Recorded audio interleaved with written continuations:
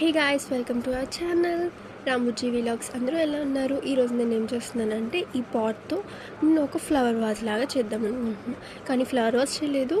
ఏం చేశానో లాస్ట్ వరకు చూడండి. ఈ పాట్ మీరు ఎక్కడైనా చూసినట్టు గుర్తుందా?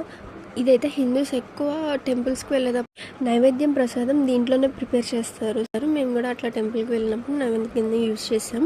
ఆ పాట్ అలా పాత పడిపోయి ఉంది. ఇంటికి తీసుకొచ్చాక సరే అని చెప్పి తవ్వకాల్లో చూస్తే ఆ పాట్ కనిపించింది. ఇంకా దాన్ని శుభ్రం చేసి నేను మొత్తం పెయింట్ చేస్తాను. ఫస్ట్ అయితే వైట్ కలర్ వేస్తాను, ఎందుకంటే వైట్ కలర్ వేస్తే తర్వాత మనం లైట్ కలర్స్ వేసినా కానీ చాలా మంచిగా కనిపిస్తుంది.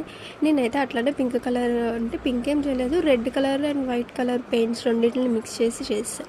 ఆ తర్వాత ఎందుకో చిన్నగా రెడ్గా అలా రెడ్ తీసుకొని టచ్ అప్ చేస్తే దానికి కొంచెం డిజైన్లా అనిపించింది, ఒక క్లౌడ్ డిజైన్ లాగా.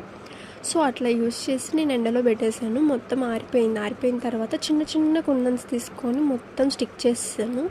ఎందుకంటే చాలా ప్లెయిన్గా అయితే ఏం అంతగా లుక్ అనిపించలేదు. సో అందుకని చెప్పి నేను స్టోన్స్ పెట్టేసి మొత్తం డిజైన్ చేస్తాను పాట్ చుట్టూరు. ఇదైతే ఫైనల్గా ఎలా వచ్చిందో చూసేయండి. నేను ఫైనల్గా ఏం చేశాను ఈ పాట్తో అనేది కూడా కన్ఫామ్గా చూడండి.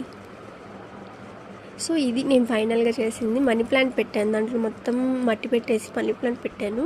ఇది వర్క్ అయిన తర్వాత, అంటే మనీ ప్లాంట్ బతికిన తర్వాత మళ్ళీ వీడియో చేసి పంపిస్తాను. Until then bye bye.